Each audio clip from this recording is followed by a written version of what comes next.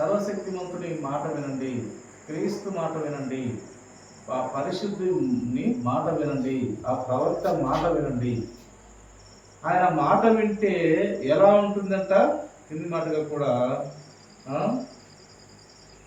ఆయన మాటలోనేటువంటి పలుకులంట, ఆయన నా నోరు విజ్ఞాన విషయములను పలుకును, నా హృదయ ధ్యానము పూర్ణ వివేకమును కూర్చినదై ఉండును. ఆయన హృదయ జ్ఞానము పూర్ణ వివేకము కూర్చినదై ఉంటుంది, సంపూర్ణమైన వివేచన కూర్చినదై ఉంటుంది దేవుని జ్ఞానం అంట ప్రియ.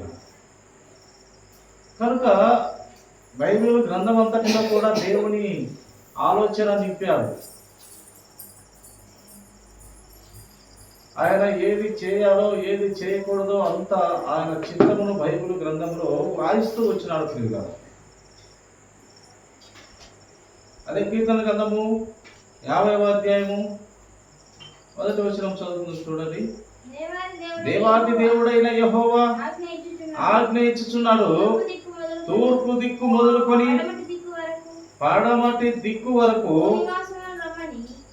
భూ నివాసులను రమ్మని ఆయన పిలుచుచున్నాడు. తూర్పు దిక్కు మొదలుకొని పడమటి దిక్కు వరకు భూ నివాసులందరినీ రమ్మని పిలుచుచున్నాడు.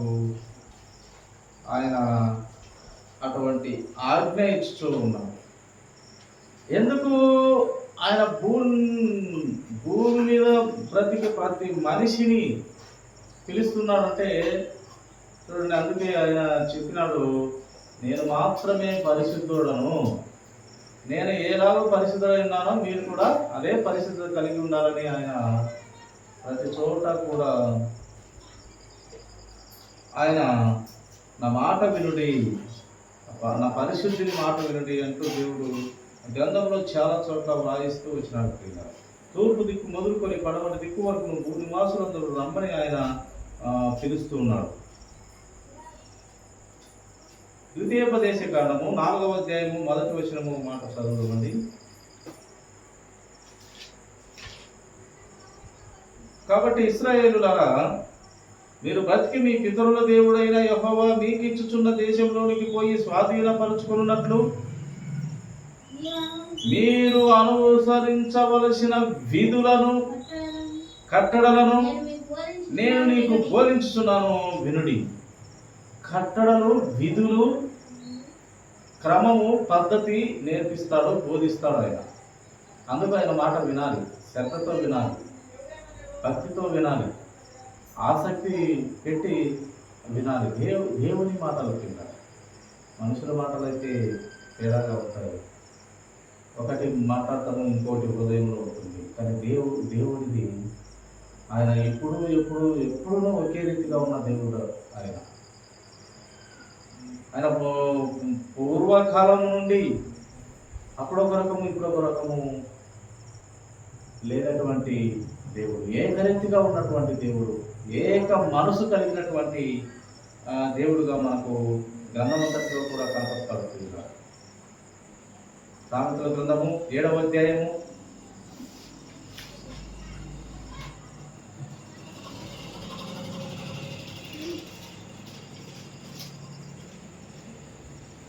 24వ వచనము చూడండి.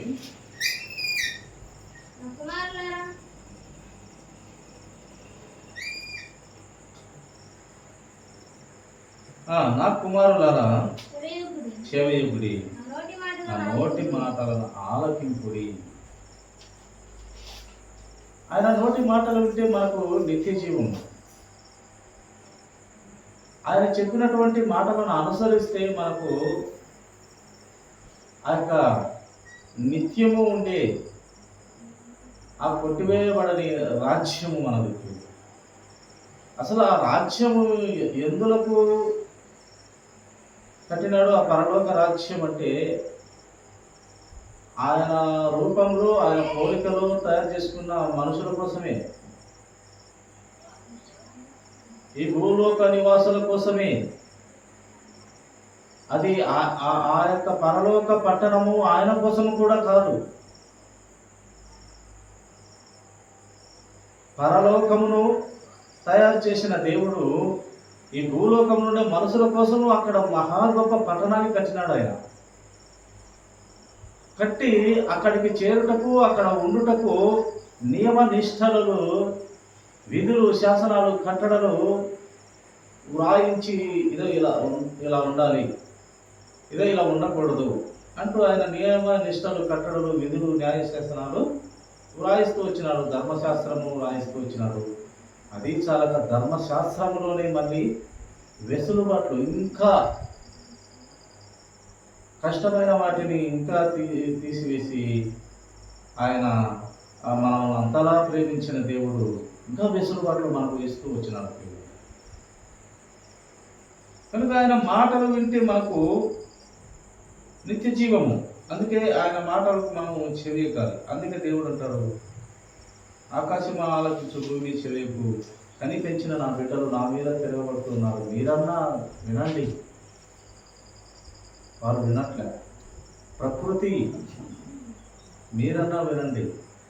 పంచభూతాలుగా ఉంటున్నటువంటి మీరు వినండి. మీరు సాక్ష్యం చెప్పాలి. రేపు అవైనా వింటున్నాయి కానీ, పంచభూతాలైనా వింటున్నాయి కానీ, ఒక మనిషి మాత్రము వినట్లే, నమ్మట్లే. ఎందుకంటే తండ్రి స్వేచ్ఛ ఇచ్చాడు. కుమారుని ద్వారా మనకు ఆ గొప్ప పట్టణాన్ని పరిచయం చేయబోతున్నాడు. స్వేచ్ఛ ఇచ్చాడు, స్వాతంత్రం ఇచ్చాడు. మనము బంధించలేదు దేవుడు.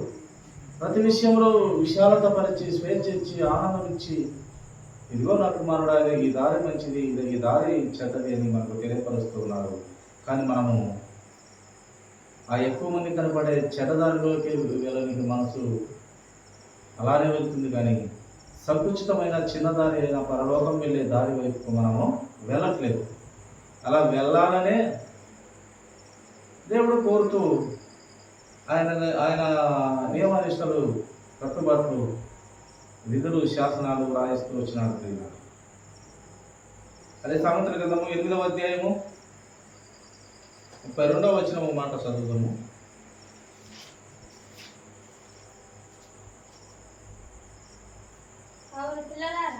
కావున పిల్లలారా, నా మాట ఆలకించుడి, నా మార్గములను అనుసరించువారు ధన్యులు.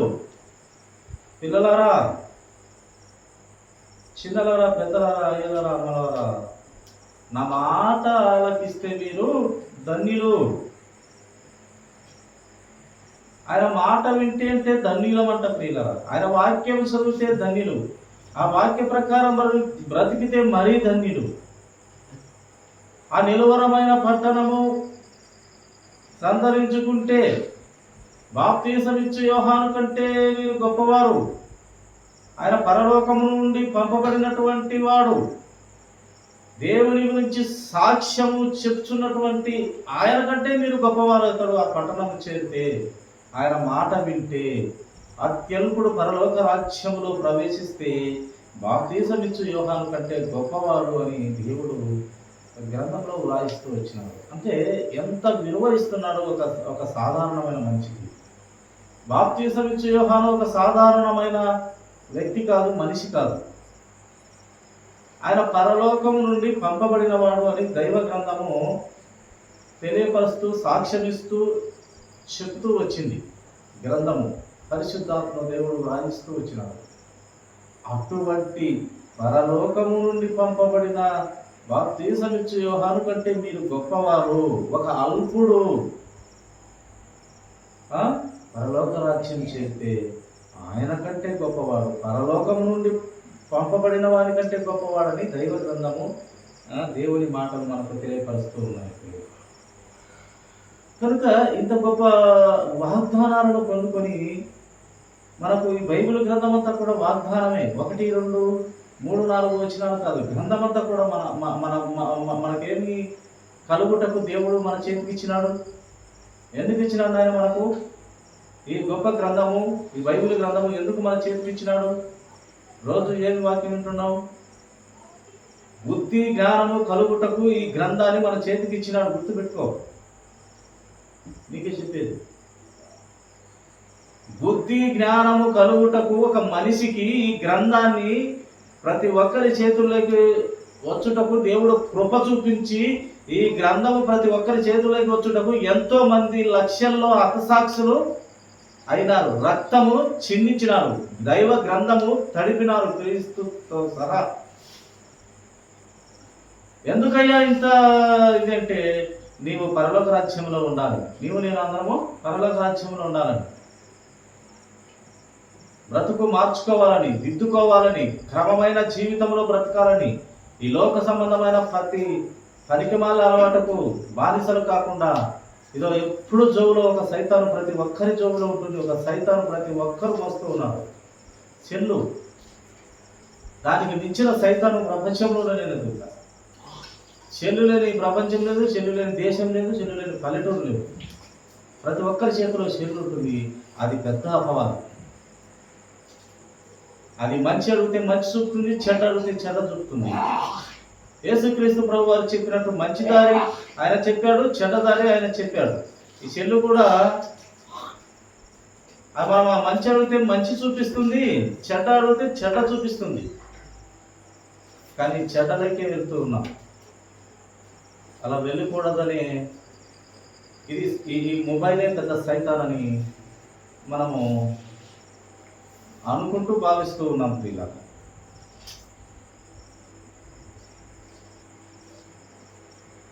మీకా గ్రంథము 1వ అధ్యాయం 2వ వచనం ఒక మాట చదువుకుందామండి.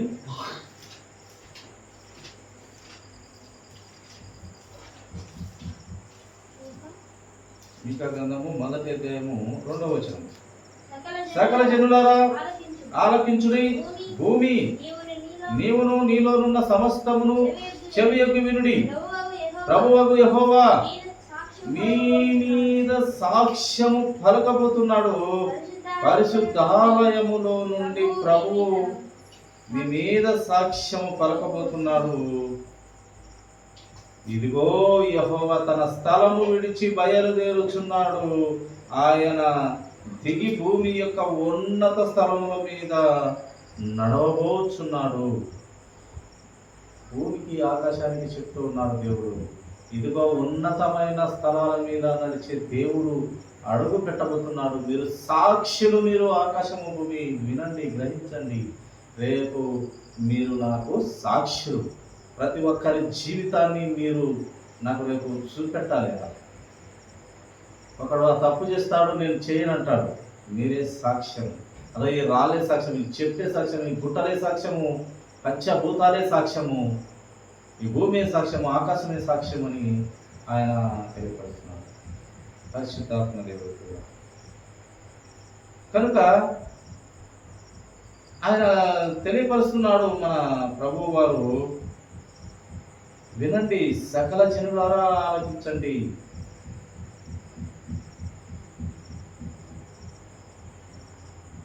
యెషయా గ్రంథము 1వ అధ్యాయము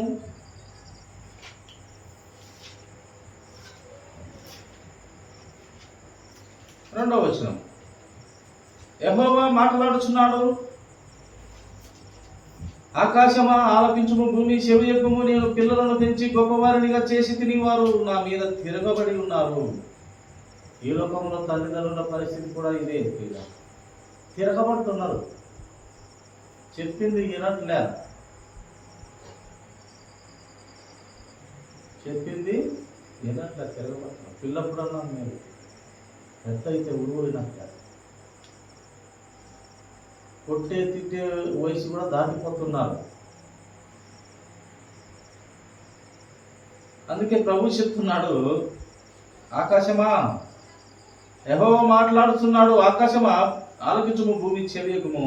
నేను పిల్లలను పెంచి గొప్పవారినిగా చేస్తూ ఉన్నాను. నేనే కదా వారికి ఆయుష్ ఇచ్చేది,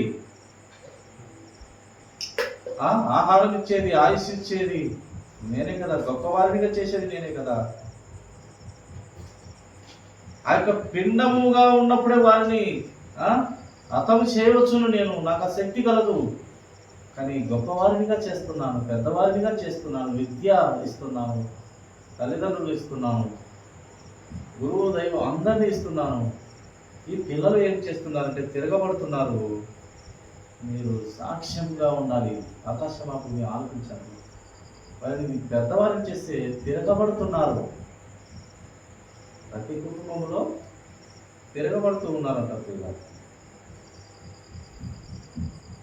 అని చెప్తూ 3వ వచనంలో, ఎద్దు తన కామాంధులు ఎరుగును, గాడిద సొంతవాని దొడ్డి తెలుసుకొనును, ఇశ్రాయేలు ప్రజలకు తెలివి లేదు, నా జనులు యోచింపరు. ఇశ్రాయేలు ప్రజలకు తెలివి లేదు, నా జనులు యోచింపరు అని ఈ మాట నేను ఒకప్పుడు చదువుకుంటూ ఉంటే నా పాప ముందు నీకు తెలివి లేదు అని. ఇశ్రాయేలు ప్రజలు తెలివి కాదు, ముందు నీకు తెలివి లేదు అని చెప్పింది నా పాప. ఏమాత్రం జ్ఞానము పెరుగుతూ ఉంటే చిన్న పెద్ద గౌరవం పట్ల భయభక్తులు పోతాయి.